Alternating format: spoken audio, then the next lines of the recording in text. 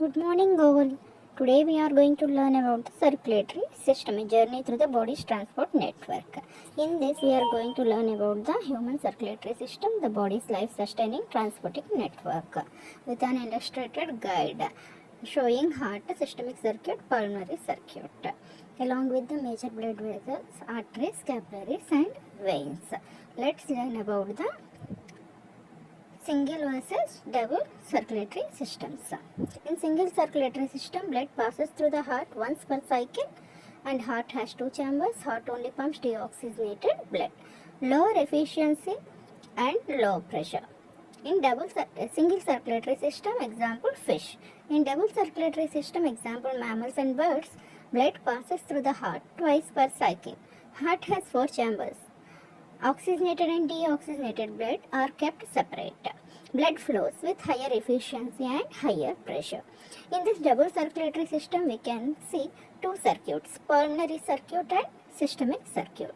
Here, the oxygenated blood is found towards the left side of the heart and deoxygenated towards the right side of the heart.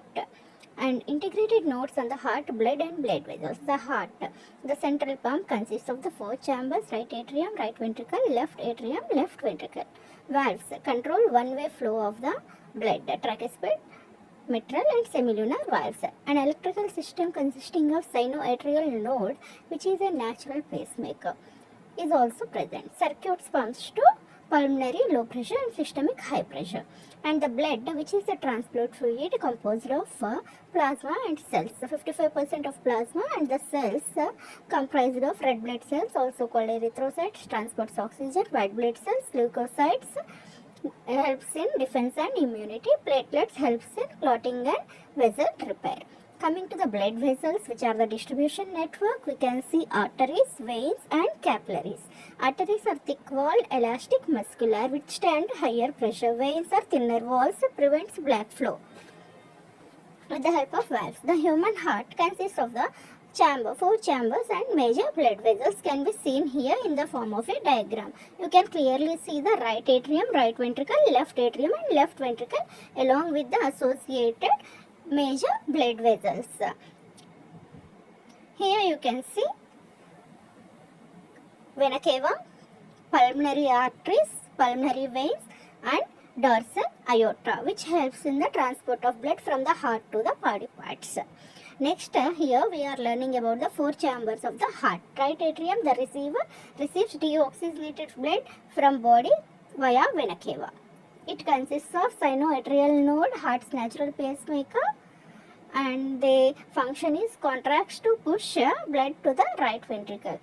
And next is the right ventricle, the pulmonary pump, highly muscular, thicker than atria, thinner than left ventricle.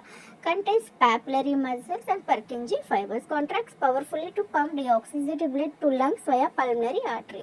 The left atrium, the oxygenated receiver, receives oxygenated blood from lungs via pulmonary veins. Helps contract blood into the left ventricle. The left ventricle, the systemic pump, it is thickest and most powerful muscular valve. Contains large papillary muscles and complex chordae tendineae. Function is contracts with the maximum force to pump the oxygenated blood to entire body via dorsal aorta. So these are about the four chambers of the human heart. Next is about the major blood vessels.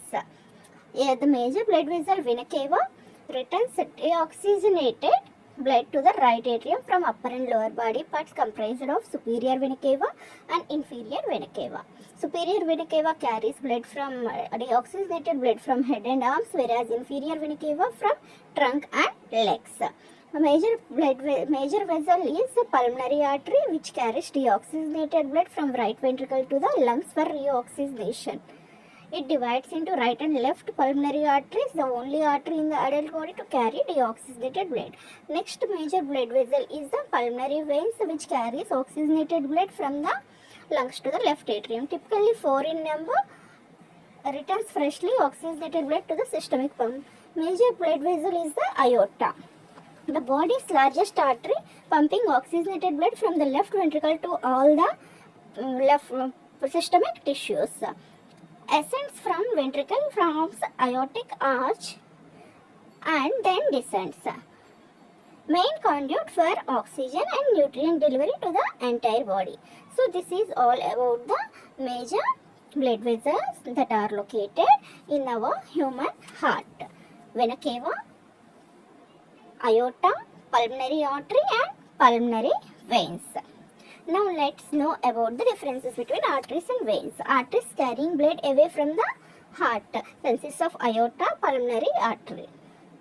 These are thicker, more muscular valves which stand high blood pressure. Their function is transports oxygenated blood to body tissues. High pressure, rapid flow, pulsatile valves do not collapse. Major vessel is pulmonary artery, carries deoxygenated blood from the right ventricle to the lungs for reoxygenation. The only artery in the adult body to carry deoxygenated blood. Next is the veins. Veins carrying blood towards the heart. Major vessels are the vena cava, pulmonary veins. They are thinner, less muscular valves, larger lumen. Their function is transport deoxygenated blood from tissues back to the heart.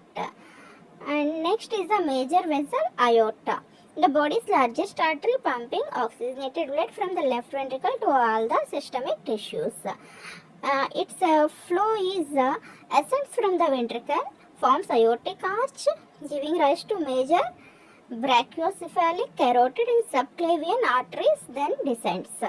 Next is the integrated notes on the cardiac cycle. The sequence of events that occur from the beginning of one heartbeat to the beginning of the next beat is known as the cardiac cycle. A healthy heart that beats 70 to 75 times a minute takes about 0.8 seconds to complete each cardiac cycle. Each cardiac cycle consists of the atrial 4 stages. Stage 1 atrial contraction, stage 2 isovolumetric ventricular contraction, stage 3 ventricular ejection, that is also called as systole. Stage 4 isovolumetric ventricular relaxation, diastole. This heart closing of AV valves creates a sound called love, whereas the closing of semilunar valves, aortic and pulmonary, creates a sound dub. So systole and diastole completes a cardiac cycle. Integrated notes and blood pressure. Blood pressure, the force with which the blood flows in the arteries applied on the arterial walls is called as blood pressure. Generally, systolic pressure, blood pressure, maximum pressure during ventrification, diastolic blood pressure, minimum pressure bottom during the relaxation. The normal BP for an individual, healthy individual is 120, denoted as 120 divided by 80. 120 denotes systole, 80 denotes diastole. 130, 140, more than 140 and more divided by 90 is called as high BP. Next, guide to understanding and managing blood pressure. The instrument used to measure the blood pressure is called as sphygmomanometer, also called as BP monitor. It helps in suggesting to reduce high blood pressure. Some suggestions are given here: following healthy diet, regular exercise, weight management, stress reduction, quitting smoking, limit alcohol and quality sleep. These are required to reduce the high BP. Healthy diet: eat abundant produce, lean proteins, limit sodium. Next is the cardiologist. A physician or a doctor who diagnoses the functioning of heart is called as cardiologist. Here are given few questions that you can ask cardiologist. Risk diagnosis: what is my risk for heart disease? Numbers: what do my blood pressure and cholesterol levels mean? Lifestyle changes: what diet and exercise changes do I need? Testing: why do I need these diagnostic tests? Treatment and medications: what are the side effects or interactions? Thank you one and all for listening.